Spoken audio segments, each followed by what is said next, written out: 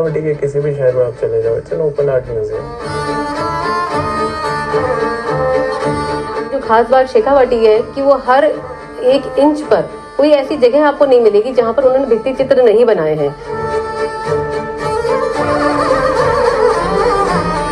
Like many other monuments of the world, this will also become a more dilapidated monument.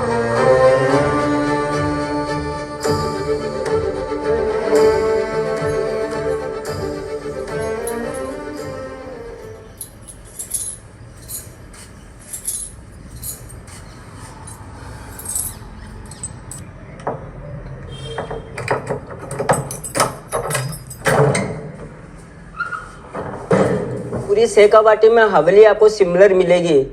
हर हवेली के अंदर आप जाओगे तो 3 चौक मिलेंगे। पहला चौक बिजनेस के लिए, दूसरा फैमिली के लिए, तीसरा नोरा होता था जानवरों के लिए। बट आपको ये फ्रेश को थोड़ा डिफरेंट मिलेगा, किसमें मोटा काम करा होगा, किसमें बारीकों से काम मिलेगा।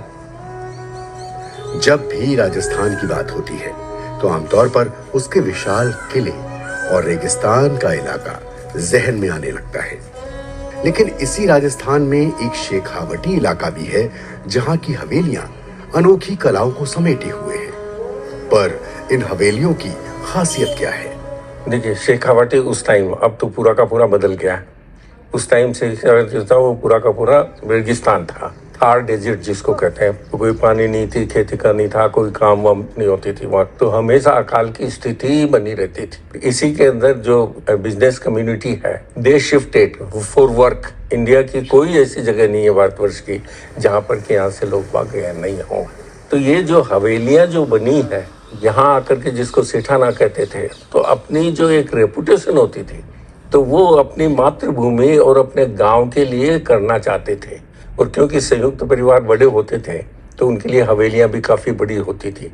इमेजिन करो कि उस टाइम, और वो भी जबकि अकाल की स्थिति थी, सबको काम मिलता था। अगर 2 हवेलियां भी बन रही है तो उसके अंदर सबको ये काम मिलता था। शेखावटी क्षेत्र में कई गांव हैं जहां विशाल हवेलियां नजर आती हैं। अकेले नवलगढ़ में ही करीब 200 हवेलियां हैं। 19वीं और 20वीं शताब्दी में मारवाड़ी सेठों ने इन हवेलियों को बनवाया था। बल्कि इन हवेलियों की वजह से शेखावटी को ओपन आर्ट गैलरी भी कहा जाता है। तो जब शेखावटी हवेली को हम किसी भी और हवेली से के साथ कंपेयर करते हैं राजस्थान में, बाकी शहरों में अंदर के जो कमरे होते हैं उनमें ही चित्र आपको मिलेंगे। पर जो खास बात शेखावटी है कि वो हर 1 इंच पर कोई ऐसी जगह आपको नहीं मिलेगी जहां पर उन्होंने भित्ति चित्र नहीं बनाए हैं।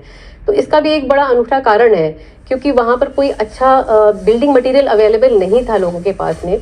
पर उनके पास एक एक्सप्रेशन, एक उनकी इच्छा थी कि वो अपने जो विचार हैं, जो समाज में जो कुछ हो रहा है, खास करके क्योंकि हमारे मारवाड़ी जो मर्चेंट्स थे वो कलकत्ता, बॉम्बे, चेन्नई सब जगह गए थे और उन्होंने एक यूरोपियन कल्चर को भी पास से देखा था।